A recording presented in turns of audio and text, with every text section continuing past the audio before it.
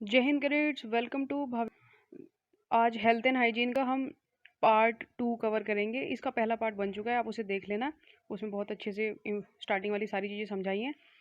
तो इस वाले को शुरू करते हैं। इसमें थोड़ा सा थ्योरी पोर्शन मैंने ज़्यादा लिखा है क्योंकि आपको पेपर में लिखना पड़ता है। बट थ्योरी पोर्शन को देख के घबराना नहीं, आप जो चीज़ें हैं ना उनको एक बार से ध्यान से वीडियो देख के समझ लेना, क्योंकि समझने वाला पार्ट आसान है और ईजी है, बहुत ईजी टॉपिक है। तो समझ लोगे एक बार तो आप लिख पाओगे उस चीज़ों को, ठीक है। कुछ जो याद करने वाली चीज़ें हैं मैं बोल दूंगा उन्हें याद करने के लिए। बाकी it's really really easy topic. शुरू करते हैं हेल्थ एंड हाइजीन का पार्ट 2। ठीक है, सबसे पहले मैंने फर्स्ट एड इसकी डेफिनेशन रिपीट कर दी है यहाँ पे। फर्स्ट एड क्या होती है? First aid is the assistance given to any person suffering a sudden illness और इंजरी। अगर बिल्कुल शुरुआत में बिना डॉक्टर के अराइवल के जो आप पहले ट्रीटमेंट दे देते हो ना पर्सन को, वो होता है आपका फर्स्ट एड। एकदम इंजरी के बाद जो ट्रीटमेंट दिया जाता है, क्लियर है। अगला देखो, इसमें क्वेश्चन आपसे पूछते हैं। मैंने इंपॉर्टेंट क्वेश्चन के हिसाब से वीडियो बनाई है, मैं बता दूंगा कौन कौन से सवाल। Symptoms are observed in case of internal injury. आपसे सवाल पूछेगा कि हमें सिम्टम्स बताओ। 4 या 3 नंबर का सवाल आता है ये। सिम्टम्स बताओ इंटरनल इंजरी के, अंदर से इंटरनल बॉडी के अंदर कहीं चोट लग गई, उसके सिम्टम्स बता दो क्या क्या होते हैं। तो आप लिखोगे कोल्ड क्लैमी स्किन, कि ठंडी पड़ जाएगी स्किन और ढीली पड़ेगी थोड़ा सा। वीक और रैपिड पल्स, पल्स होता है आपकी हार्ट बीट, धक धक धक धक, ये तो बहुत फास्ट चली जाएगी रैपिड में, या फिर बहुत हल्की हो जाएगी। अगर आपको इंटरनल कोई इंजरी हो गई, किसी आपको नहीं, मीन्स किसी कैजुअलिटी या किसी पर्सन को हो गई, ठीक है। शैलो साइंगिंग और ब्रीथिंग, जो उसकी सांस होगी ना वो धीमी पड़ने लगेगी, ठीक है। फेस पिंच्ड और पेल, उसका जो थोपड़ा होगा ना वो पेल होता है, येलोइश सा, ऐसा मुरझाया सा दिखने लगेगा बेसिकली। आइज डीपली सकन and with dark rings around them, जो आंखें हैं वो गड्ढे में चली जाएंगी थोड़ा सा, एंड उसके आसपास थोड़े से डार्क सर्कल्स फॉर्म होने लगेंगे। Patient usually restless and anxious and may lose consciousness. Basically जो पेशेंट होगा जिसको इंटरनल इंजरी हो रखी है वो रेस्टलेस होगा, मतलब बेचैनी में रहेगा, बहुत ज़्यादा एंशियस सा, एंड होश कॉन्साइंस, मतलब बेहोश भी हो जाए, ऐसा भी हो सकता है।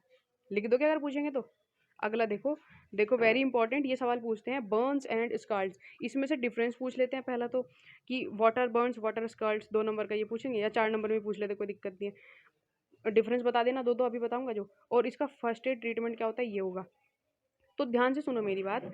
बर्न्स एंड स्काल्ड दोनों जलने को बोलते हैं। कहीं पे कोई पर्सन कहीं से जल गया तो उसको बोलेंगे बर्न या स्काल्ड। डिफरेंस क्या हुआ अब इसमें? भाई दोनों जल नहीं है। डिफरेंस क्या होता है कि बर्न के अंदर वो हॉट, गर्म हीट से या ड्राई फ्लेम से जला होगा, आग से जल गया या कोई गर्म गर्म हीट से जल रहा होगा, ठीक है। Heat by dry direct contact with fire और फ्लेम, क्लियर। लेकिन इसका उल्टा स्काल्ड में क्या होगा? स्काल्ड में जो हीट होगी वो मॉइस्ट होगी। ये तो हॉट वाटर, उसमें मॉइस्चर आ गया, मॉइस्चर इन्वॉल्व हो गया, या हॉट कोई फ्लूइड हो, कोई केमिकल हो गर्म गर्म, लेकिन वो लिक्विड केमिकल है गर्म है, या स्टीम हो उससे जल गया, तो वो इस किसके अंदर आ जाएगा? स्काल्ड, उसको हम बोल देंगे स्काल्ड। समझ में आ गया ये।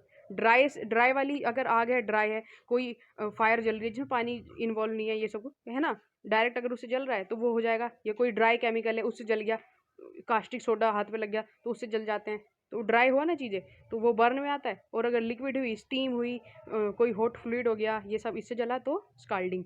क्लियर हो गया बिल्कुल बढ़िया से। अब देखो इसका first aid treatment of burns and scalds. Burn या स्काल्ड अगर हो गया तो उसमें क्या फर्स्ट एड ट्रीटमेंट दें आप अगर किसी को हो जाता है तो देखो, पहला point, if the burn is a chemical, let water from a pipe and hose flow freely from the burn so that chemical will flow. अगर किसी केमिकल से जल जाता है तो उसको धोवो पहले, जो वुंड या चोट जो घाव है उसको पानी से धो अच्छे तरीके से। देखो आप इसको अपनी लैंग्वेज में इजी मोल्ड करके भी लिख सकते हो, मैं आपको समझा रहा हूँ केवल, ठीक है। अगला देखो, protect burn area by applying bandage, उस पर पर्टिकुलर जो जहाँ चोट लगी उस पर बैंडेज अप्लाई करो, क्लीन टॉवल या क्लोथ अप्लाई कर दो अगर बैंडेज अवेलेबल नहीं है उस वक्त, है ना। Give complete rest and plenty of fluids to the patient, उसको रेस्ट करने के लिए बोलो पर्सन को, और उसको लिक्विड चीज़ें, प्लेंटी ऑफ फ्लूइड्स होता है कि उसको लिक्विड चीज़ें दो पीने के लिए, पानी हो गया, जूस हो गया, मिल्क हो गया, सब लिक्विड चीज़ें दो पीने के लिए। रीअश्योर द पेशेंट, रीअश्योर का मतलब होता है जो पर्टिकुलर बंदे को चोट लगे उसको सांत्वना देना कि कोई बात नहीं, ठीक हो जाएगा, ये वाली वो चीज़ होती है ना।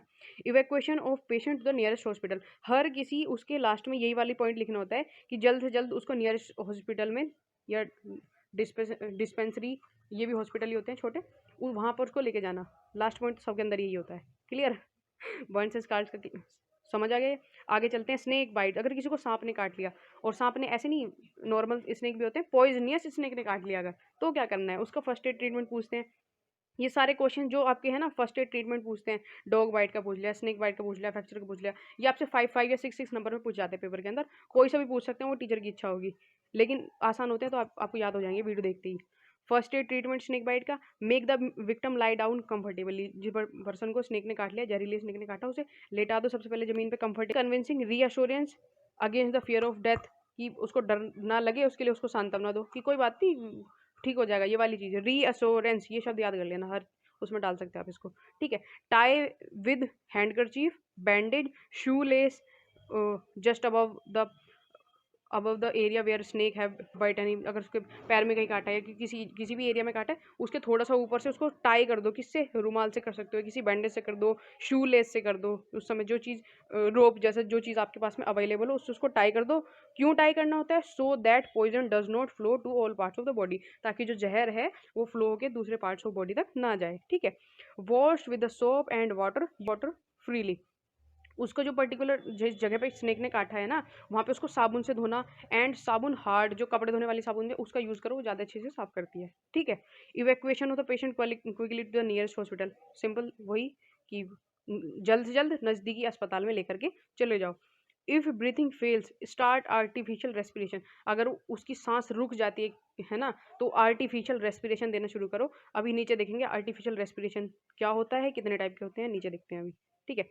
क्लियर हो गया है मेरे ख्याल से, बढ़िया। आ जाओ आगे।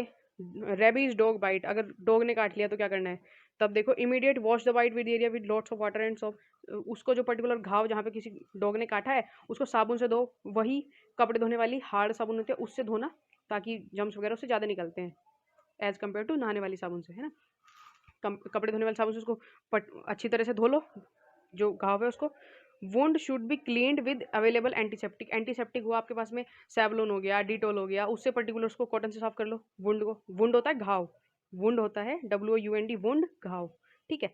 Patient should be sent to the nearest hospital for an anti rabies injection, उसको बिल्कुल जल्द से जल्द नियरेस्ट हॉस्पिटल में लेके जाओ। किसके लिए? एंटी रेबीज इंजेक्शन के लिए। Dog and the patient should B keeped under observation for at least 10 days, particular वो डॉग भी और पेशेंट कम से कम मिनिमम 10 दिन के लिए ऑब्जर्वेशन के अंदर उसको रखना चाहिए हॉस्पिटल के अंदर ले जाने के बाद, ठीक है। क्लियर हो गया? चलो भाई आगे। Foreign body in I, foreign body होता है कोई भी तिनका या कंकड़ पत्थर या फिर कोई बुलेट का छर्रा, ऐसी भी कोई चीज़। फोरिजन जो बाहर की चीज़ है वो आँख में चली गई, तो उसका क्या ट्रीटमेंट करेंगे? आप ही आँख में गिर गया कोई ग्रेनेड का छर्रा गिर गया है, बुलेट का कुछ पिस्टल स्प्रिंग कट के डल गया, या कोई कांच टूटा तो कांच का टुकड़ा डल गया आँख में, ऐसे करके, है ना। कोई भी चीज़ अगर डल जाती है बाय मिस्टेक, गलती से, वॉर में तो ये सब होता ही रहता है, तो आप सोल्जर बनने वाले हो तो you have to learn all these things. भाई देखो, अब आँख में कुछ चीज़ गिर जाती है तो उसके लिए फर्स्ट एड ट्रीटमेंट क्या करेंगे? Ask the patient not to rub the eye, सबसे पहले जिस बंदे की आंख में गिरी है उसे बोलना आंखें मलो मत, रब मत करो आंखों को। रब होता है मलना, आंखें रबना नहीं, आंखें मलना नहीं, रबना बोल रहा हूँ। All right. Wash the I with water repeatedly for minute और 2, कम से कम 1 या 2 मिनट के लिए कंटिन्यूस आँख को वो जो पानी से आँख को धो, जिससे जो चीज़ गिरी है वो बाहर आ सके। रब रब नहीं करना, आँख को पानी से धोना है। सेकंड। थर्ड देखो, search for the foreign body, lifting the upper lid eye lid and parting the lower lid down, उस पर्टिकुलर पर्सन की जिसकी आंख में कुछ गिरा हुआ है उसकी ऊपर वाली आई लिड, ऊपर वाली पलक को बोलते हैं, आई लिड को ऊपर उठाना, नीचे थोड़ा नीचे करना और ढूंढो भाई कहाँ क्या चीज़ पड़ी है, उसको निकालने की कोशिश करनी है आपने थोड़ा सा, उस पर्सन को नहीं, दूसरे किसी इंसान को, थोड़ा जेंटली, है ना। नेक्स्ट देखो, the patient should face the light, the patient should face the light. If the foreign body is seen, it can be wiped out with the moisture corner of the handkerchief, cloth or cotton wool. देखो कितना अच्छा तरीका इन्होंने बताया हुआ है, आपको पता नहीं होगा शायद। अगर कुछ आँख में गिर जाता है ना, तो पर्टिकुलर पेशेंट को बोलो कि भाई तू लाइट की तरफ देख, या तो कोई रूम लाइट होगी या सूरज हो उस वक्त, उसकी तरफ देख। क्योंकि क्या होता है, अगर हम सूरज की तरफ देख रहे हैं तो आंखें खोल नहीं पाते ना, आंखों में पानी आ जाता है, मॉइस्चर आ जाता है, तो पर्टिकुलर जो चीज़ होगी वो आंसू के थ्रू बह के निकल जाएगी, ये हो जाएगा।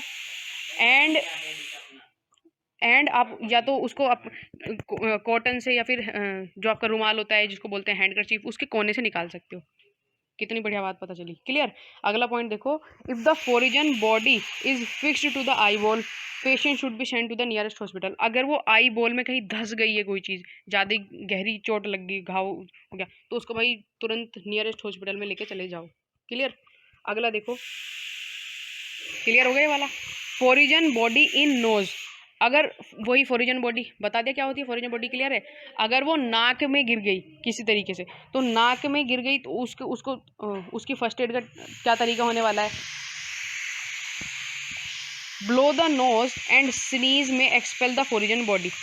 अगर उस पर्टिकुलर पेशेंट को आप किसी तरीके से छींकवा सको, अगर उसने छींका है ना, स्नीज होता है छींकना, छींक दिया, तो वो फोरिजन बॉडी जो मतलब जो भी चीज़ नाक में गई है वो बाहर आ सकती है। नंबर 1, कोशिश करो कि इसको किसी तरह से छींक आप दिलवा सको, ये चीज़।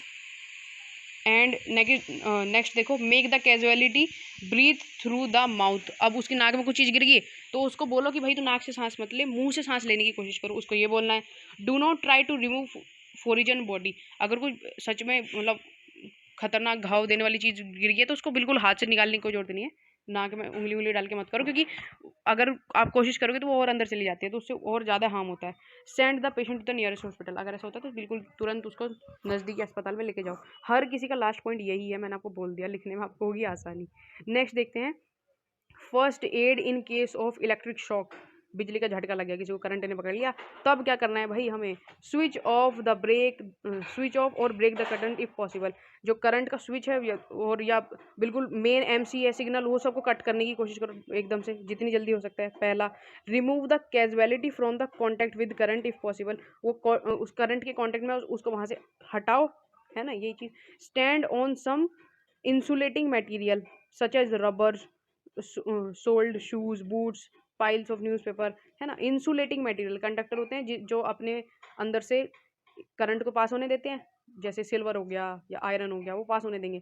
इंसुलेटर होते हैं जो पास नहीं होने देते, जैसे रबर हो गया, वुड हो गई। तो कोशिश करो कि उसको इंसुलेटिंग किसी सरफेस पे आप रखो, या खड़े होने को बोलो, जो भी चीज़ है ना। गिव आर्टिफिशियल रेस्पिरेशन, अगर बेहोश हो गया तो उसको आर्टिफिशियल रेस्पिरेशन दो। आगे बताता हूँ आर्टिफिशियल रेस्पिरेशन होता क्या है, फिर से बोल रहा हूँ। Treat for the shock and Burns, जैसे ऊपर बर्न्स के लिए ट्रीटमेंट दिया था या शॉक के लिए ट्रीटमेंट होता है, उस तरह के कोई ट्रीटमेंट दो। और इसमें लास्ट में लिख देना कि जल्द से जल्द नियरेस्ट हॉस्पिटल में उसको लेके जाओ। Very simple, clear answer.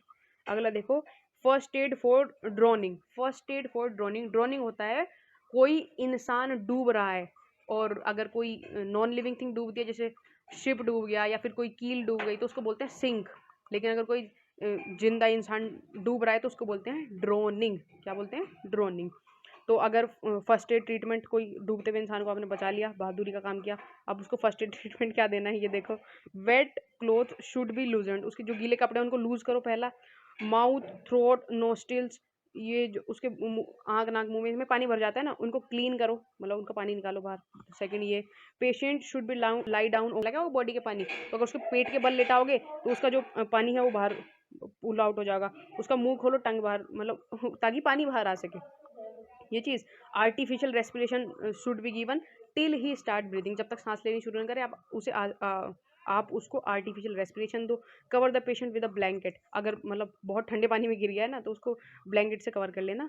और लास्ट वही, हॉस्पिटल लेके जाओ जल्दी से जल्दी, खत्म। नेक्स्ट देखो, general rules for first aid on in casualty of unconsciousness. Unconsciousness है मतलब कोई बंदा बेहोश हो गया है ना, और अब भाई वो बेहोश हो गया, अब उसको क्या फर्स्ट एड ट्रीटमेंट दें हम, उसके उसके पॉइंट्स देखो। कोई पर्सन बेहोश हो जाता है तो उसको क्या ट्रीटमेंट देनी चाहिए। Make the patient lie down with the head turn on one side, उसको लेटाओ पर्टिकुलर पेशेंट को, और सीधा नहीं लेटाना, एक करवट में लेटाओ, या तो राइट साइड करवट में लेटा दो या लेफ्ट साइड करवट में लेटा दो। पुट हिज टंग आउट, उसका मुंह खोलो, जीभ बाहर निकाल दो, ताकि उसको रेस्पिरेशन में दिक्कत ना हो, बेसिकली ये इसलिए करते हैं, ठीक है। लूजन the clothing ensure fresh air, उसके कपड़े थोड़ा लूज करेंगे आप लोग, एंड एंश्योर फ्रेश एयर, क्योंकि सफोकेशन और ये सब चीज़ों की वजह से ही इंसान पर्टिकुलर बेहोश होता है, ठीक है। अगला देखो, इफ़ ब्रीथिंग हैज स्टॉप्ड और इरेगुलर स्टार्ट आर्टिफिशियल रेस्पिरेशन, अगर सांस नहीं ले पा रहा पेशेंट तो आर्टिफिशियल रेस्पिरेशन दो, ठीक है। Keep the air passage clear, air passage उसको क्लियर रखने की कोशिश करो, मतलब बेसिकली उसको लिटाओ हवा वाली जगह पे, विंडो विंडो खोल दो, ग्राउंड में गिरा है तो उसके शूज़ वगैरह आप ओपन कर दो, बेल्ट खोल दो उसकी, ठीक है। Nothing should be given by mouth, remove false teeth if any, अगर मतलब बेहोशी के दौरान उसके दांत दूध कोई टूट गया तो उसे बाहर निकाल देना है, और उसको मतलब खाने के लिए उस समय बेहोशी की हालत में या मुंह में कुछ देने की जरूरत नहीं है, ये चीज़ क्लियर। और वही लास्ट वाला, send to the nearest hospital. अब देखो आर्टिफिशियल रेस्पिरेशन, इतनी देर होगी बोल रहा हूँ, बताऊंगा आ गया भाई। आर्टिफिशियल रेस्पिरेशन क्या होता है? If there is any irregularity in breathing और cardiac arrest, artificial respiration is given, it is given correctly and in time the patient life can be saved। ये artificial respiration होता है, artificial कृत्रिम respiration basically. अगर कोई particular patient या casualty या injured person सांस नहीं ले पा रहा है तो उसको आप जो रेस्पिरेशन देते हो बाहर से, that is called artificial respiration. अब ये 3 तरीके का होता है, नाम पूछते हैं इनके खाली, तो नाम आपने याद रखने हैं। There are 3 types of artificial respiration. कौन कौन से? माउथ टू माउथ रेस्पिरेशन पहला, होल्गर नेल्सन मेथड दूसरा, कौन सा? होल्गर नेल्सन मेथड, 4 बार बोलना आपको याद हो जाएगा ये वाला। एक होता है स्केफर्स मेथड, कौन सा? स्केफर्स मेथड, ये भी 4 बार बोलेंगे आपको याद हो जाएगा, ठीक है। ये 3 तरह के आर्टिफिशियल रेस्पिरेशन है, 3 नंबर का सवाल आता है, तीनों डाल देना, जय माता दी, नंबर मिल जाएंगे। अगला टॉपिक देखो अपना, टाइप्स ऑफ वुंड। आप देख रहे हो मैंने बीच में बार बार से बना रखे हैं जिससे आपको समझने में थोड़ी सी क्लियरिटी हो, वीडियो अच्छे समझ में आ रही होगी। ओके, नेक्स्ट टॉपिक हमारा टाइप ऑफ वुंड्स। वुंड्स मैंने बताया क्या होता है? घाव, कहीं चोट लगी, घाव। अब घाव कितने टाइप के होते हैं? 4 तरीके के घाव होते हैं। डायरेक्ट क्वेश्चन पूछता है, 4 पॉइंट लिख देना, नंबर पूरे 4, ठीक है। अब कौन कौन से? इनसाइड वुंड एक ये होता है, एक होता है lacerated wound, incised wound, lacerated wound, open wound या पंचर्ड वुंड, क्लोज्ड वुंड या कंट्यूशन, है ना। तो इन्हें भी मेरे साथ में 4 बार रिपीट करना, आपको याद हो जाएगा। इनसाइड वुंड, ये कोई अंदरूनी चोट लगी रहती है। लेसीरेटेड, ये बेसिकली आपको कट वगैरह कोई लग गया ये चीज़। पंचर्ड वुंड, ये इस तरीके से होता है जैसे बहुत गहरी खंजर से घोंप दिया किसी को, या किसी को बुलेट लगी, गहरा घूंड, ये ऐसे वो वाला होता है पंचर्ड वुंड। क्लोज्ड वुंड, ये भी इनसाइड वुंड की तरह होता है, लेकिन ये भी वही गहरा घाव होता है, अंदर मारा, खून तो निकला लेकिन अंदर से चोट लगी है, कुछ टूट गया आर्टरी वेन अंदर की तरफ।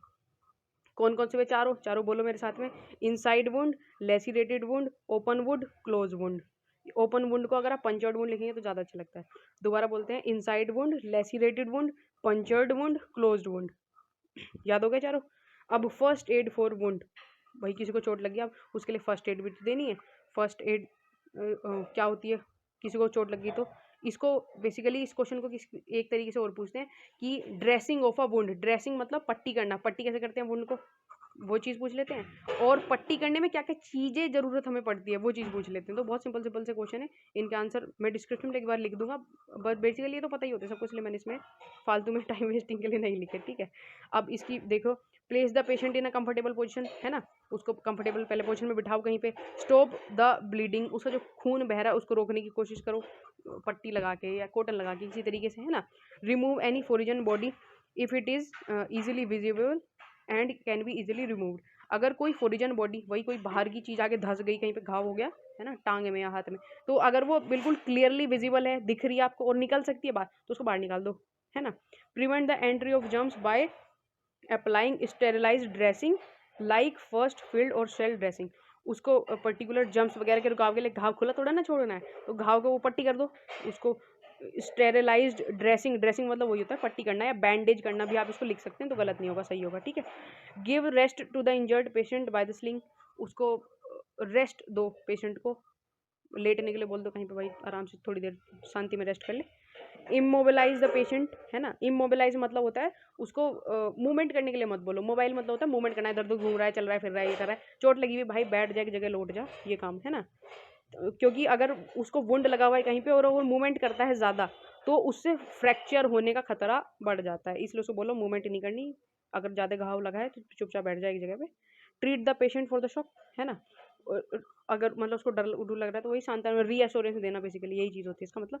Send the patient to the nearest hospital, अगर घाव सच में बहुत गहरा है और आपने छोटी मोटी मतलब फर्स्ट एड वाली पट्टी कर दी एंड अभी भी थोड़ी ब्लीडिंग रुक नहीं रही है, स्टिचिंग की उसमें ज़रूरत पड़ रही है, तो हॉस्पिटल लेके जाओ, क्योंकि स्टिचिंग हमें आती नहीं, हम डॉक्टर नहीं है, बट फर्स्ट एड वाला काम हमें आता है, ठीक है।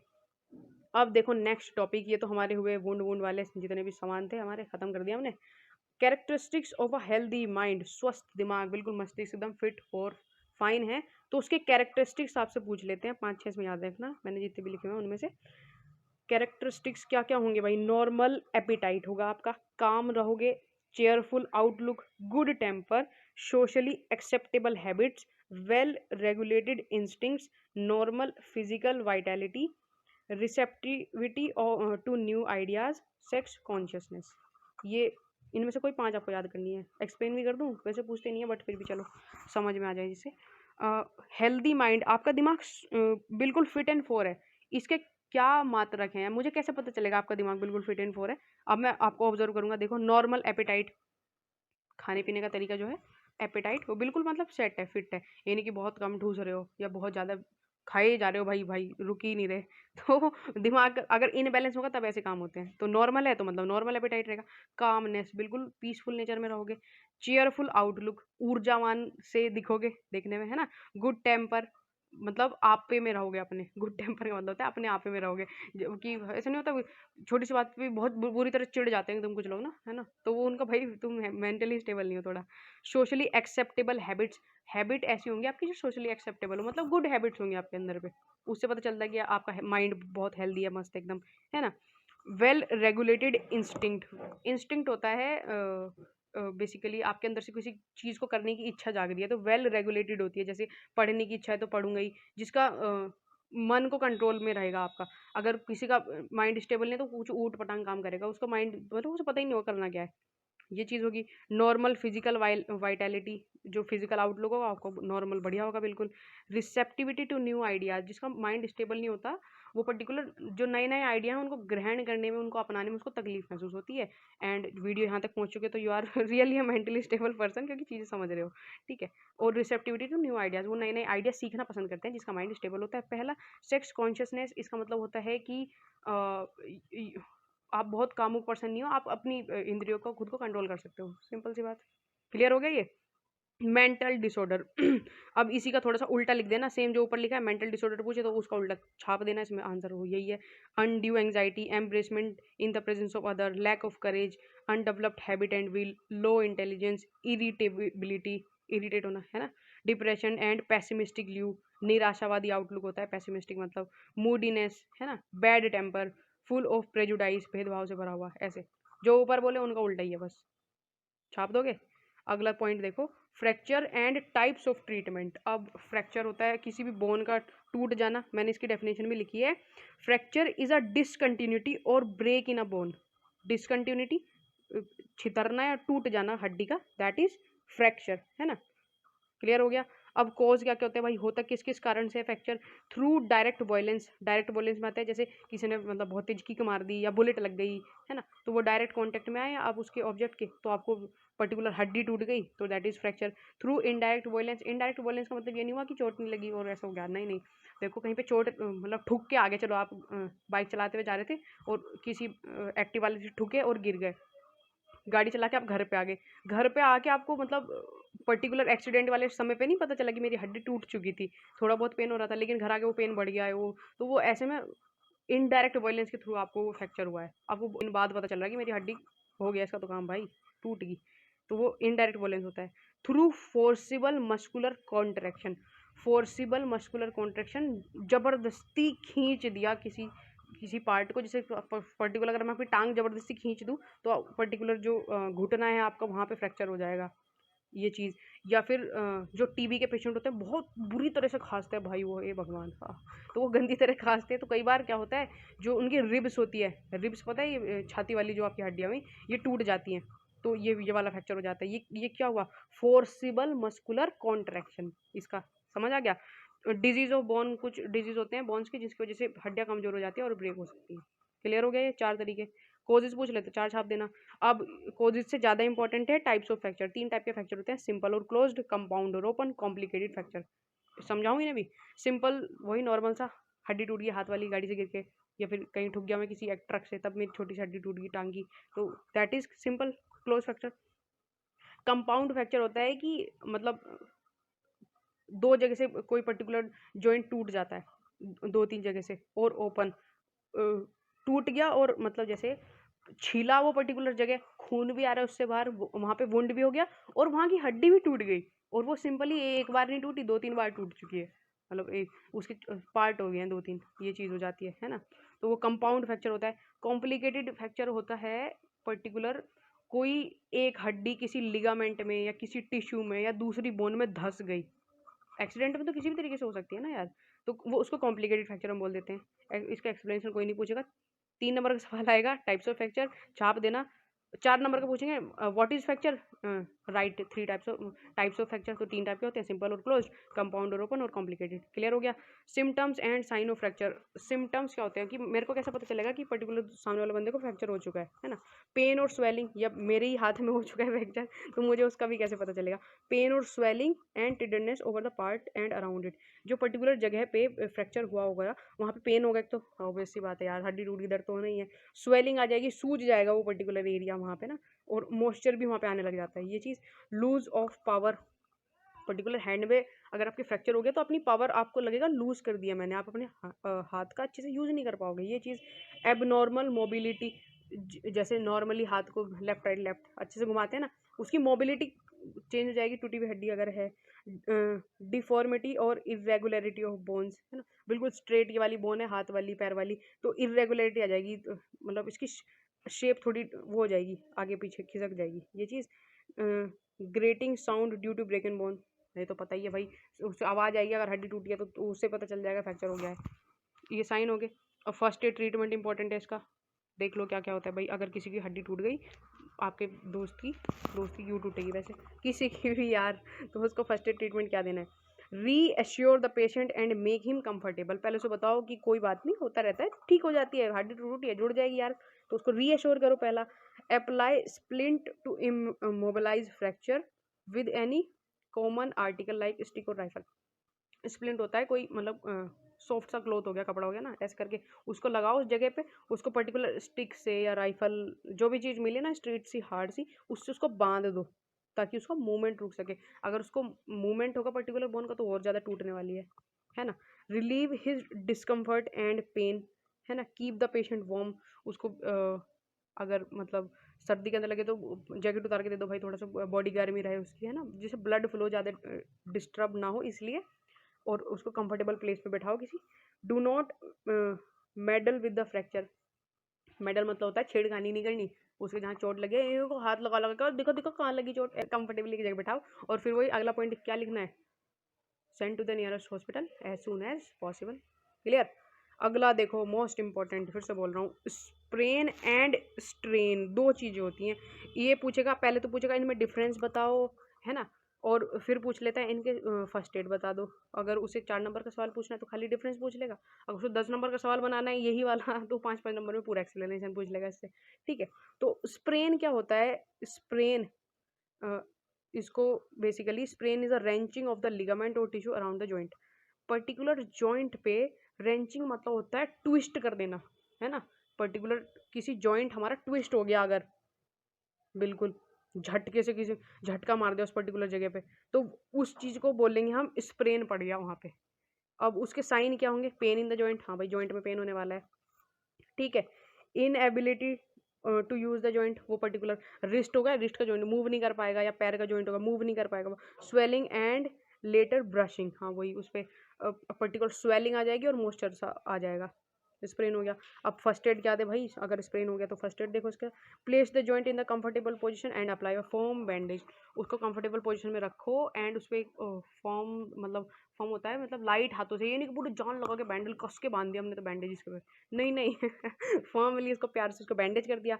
प्रिवेंट मूवमेंट, उसका मूवमेंट मत करो, वही रेस्ट पोजीशन में रखो। Keep the bandage wet with cold water, avoid swelling, उसको हो सके तो बैंडेज को मतलब गीली बैंडेज बांधो या ठंडी बैंडेज पे बांधो। Later gently massage over the muscle and apply crepe bandage. उसके थोड़ी देर बाद वो बैंडेज खोलो, उस पर मसाज करो पर्टिकुलर जॉइंट पे। और एक क्रीपी बैंडेज होता है, वो क्या होता है नीचे बताता हूँ अभी। एक उस पर क्रीपी बैंडेज बांध दो, है ना, और वो पेशेंट को हॉस्पिटल लेके जाओ, बस खत्म बात। अब स्ट्रेन की बात आती है। स्ट्रेन होता है over stretching of a muscle. ऊपर वाला तो हमने ट्विस्ट कर दिया था पर्टिकुलर उसको, ये एकदम से झटका दे दिया था। झटका और ट्विस्ट करना होता है रेंचिंग, और इसमें ओवर स्ट्रेचिंग, ओवर स्ट्रेचिंग होता है खिंचाव। शब्द समझ रहे हो आप? बहुत सिमिलर है ये चीज़ें, लेकिन आप याद कर लोगे आराम से, ईजी है क्योंकि मैं समझा पा रहा हूँ। स्ट्रेन इज ओवर स्ट्रेचिंग, कोई पर्टिकुलर जॉइंट था ना, उसको खींच दिया पकड़ के, ओवर स्ट्रेच कर दिया, तो वहाँ पे स्ट्रेन पड़ जाएगा। क्या पड़ेगा? Strain, STRAIN। ऊपर वाला था स्प्रेन, वो रेंचिंग ऑफ लिगामेंट और टिश्यू की वजह से होता है।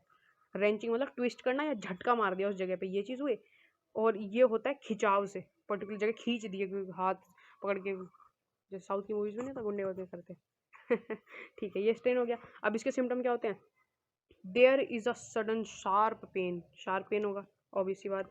देयर में भी स्वेलिंग, स्वेलिंग हो भी सकती है, और सीवियर क्रैम्प्स वहाँ पे हो सकता है, ठीक है। फर्दर एक्सक्रेशन इज डिफिकल्ट और इम्पॉसिबल, मतलब बिल्कुल फर्दर एक्सक्रेशन ये वाले में बिल्कुल इम्पॉसिबल है, डिफिकल्ट है, हो ही नहीं सकता बिल्कुल ये चीज़। ट्रीटमेंट की कंफर्टेबल पोजीशन में उसको पेशेंट को बिठाना है, और ऊपर वाला ट्रीटमेंट ही इसमें फॉलो करना होता है। और कोशिश हो इसमें कोल्ड कंप्रेस देने की, वही गीली पट्टी या वही ऊपर वाली जो चीज़ें ना सारी यहाँ पे सेम इसमें ना स्ट्रेन स्प्रेन में छाप देना, कॉपी पेस्ट, जय माता दी। अब मैंने बताया क्रीपी बैंडेज, क्रीपी बैंडेज होती है एक बैंडेज इलास्टिक, इलास्टिक मतलब जैसे बालों की रबड़ हो गई, है ना, वो इलास्टिक होती है जिसमें खिंचाव हो, इलास्टिक, है ना। एक क्रीपी बैंडेज वो होती है जो किसी इलास्टिक मटेरियल से बनी हो, है ना। इलास्टिक मटेरियल से बनी है तो रबर, रबर टाइप की बैंडेज बेसिकली, उसको क्या बोलते हैं? Creepy bandage. वो जॉइंट के साथ में अच्छे से मतलब फर्मली उसमें हो सकती है, उसको हम बांध सकते हैं जॉइंट के अराउंड, इसलिए उसको जॉइंट्स पे स्प्रेन या स्ट्रेन में यूज़ करते हैं। क्लियर हो गया? अब वेरी लास्ट पॉइंट देख लो जाते जाते, ये सवाल इंपॉर्टेंट है, पूछा जाए मतलब पूछा गया है पुराने पेपर्स में, मैंने इसे सॉल्यूशन करवाया ना, उसमें देखना मैंने इसे 2-3 जगह पढ़ाया हुआ है पहले भी। प्रायोरिटाइजेशन ऑफ कैजुअलिटीज़, कि अगर कहीं पे सपोज करो अर्थक्वेक आ गया या फ्लड आ गई, भूकंप आ गया, और वहाँ पे कैजुअलिटी, कैजुअलिटी मतलब लोगों को चोट लगी हुई है, तो आपकी प्रायोरिटी क्या होगी कि सबसे पहले किसे बचाओगे, फिर किसे बचाओगे, और फिर किसे बचाओगे? समझ गए? Prioritization of casualties. तो प्रायोरिटी नंबर 1 सबसे पहले किसे बचाएंगे? Cases requiring resuscitation and urgent surgery. इसको अपने लैंग्वेज में लिख लेना, कोई दिक्कत नहीं, समझ लो। कोई ऐसी कैजुअलिटी जिसको अर्जेंट सर्जरी की जरूरत पड़ रही हो, सबसे पहले उसे बचाएंगे। सेकंड पे कॉज रिक्वायरिंग अर्ली सर्जरी और पॉसिबली रेस्क्यूशिएशन, कि पहला तो हुआ बिल्कुल अर्जेंट सर्जरी चाहिए, तो बंदा गया नहीं तो है, तो सबसे पहले तो उसे बचा लेना, सब मतलब मोस्ट सीरियस जो बंदा हुआ। सेकंड वाला कि जिसको अर्ली सर्जरी चाहिए, मतलब थोड़ा सा रुक सकता है, अर्ली सर्जरी रिक्वायर्ड, वो थोड़ा सा रुक सकता है, यही टर्म्स, यही पिक कर लेना आप। फर्स्ट वाले में अर्जेंट सर्जरी जिसको रिक्वायर्ड है, सेकंड में जिसको अर्ली सर्जरी रिक्वायर्ड है, थर्ड नंबर पे कि all other casualties with minor treatment, जिसको छोटे मोटे चोट लगी हुई है उन सबको। तीसरे नंबर पे छोटा मोटा कट लग गया, घाव लग गया, चोट लग गया, सर में छोटी मोटी चोट लगी है, तो 30 नंबर पे हम उसको बचाएंगे। क्लियर हो गया ये? तो आज की वीडियो में इतना ही। और यहाँ पे हमारा ये जो था कौन सा टॉपिक था ये हमारा, हेल्थ एंड हाइजीन का, ये सारा हमारा खत्म हो चुका है। इसमें एक पोर्शन बचता है छोटा सा, है वो योगासन का। योगा वाली एक अलग वीडियो बताऊंगा, क्योंकि उसमें मुझे आसन और पोज समझाने पड़ेंगे, क्योंकि एक आसन अगर आपसे पूछा ना तो पर्टिकुलर एक्सप्लेनेशन के लिए पूछते हैं, पूरा भाई बताओ सांस का ले रहे हैं, सांस का छोड़ रहे हैं, किधर बैंड हो रहे हैं, वो सारा मुझे समझाना पड़ेगा, तो उसकी एक अलग वीडियो बनाऊंगा। बाकी हेल्थ एंड हाइजीन कवर हो चुका, उम्मीद करता हूँ आपको सारा समझ में आया होगा। तो आज के लिए इतना ही, मिलेंगे नेक्स्ट वीडियो में, तब तक के लिए जय हिंद।